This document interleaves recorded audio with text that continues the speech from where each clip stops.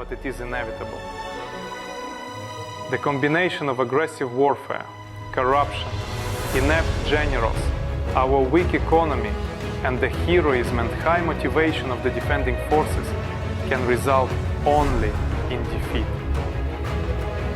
The Kremlin's deceitful and hypocritical calls for negotiations and ceasefire are nothing more than a realistic assessment of the prospects of further military action. What's to be done? 5. What are Ukraine's borders with Russia? The same as Russia's with Ukraine, which we internationally recognized and defined in 1991. There's nothing to discuss here. Almost all borders in the world are more or less accidental and cause someone discontent.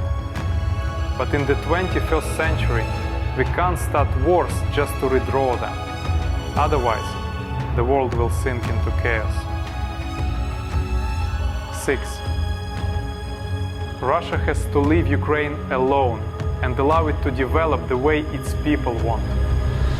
Stop the aggression, end the war, and withdraw all its troops from Ukraine.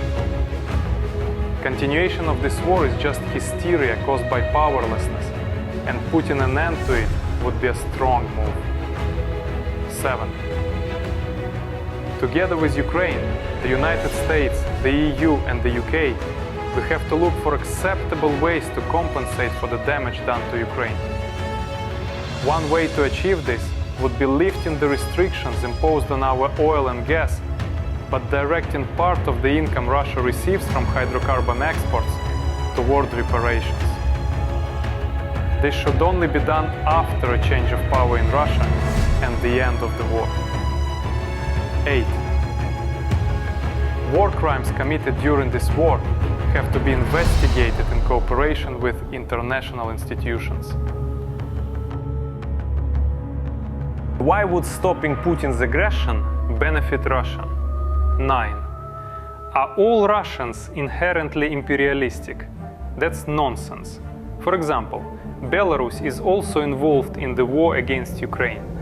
Does this mean that the Belarusians also have an imperial mindset? No.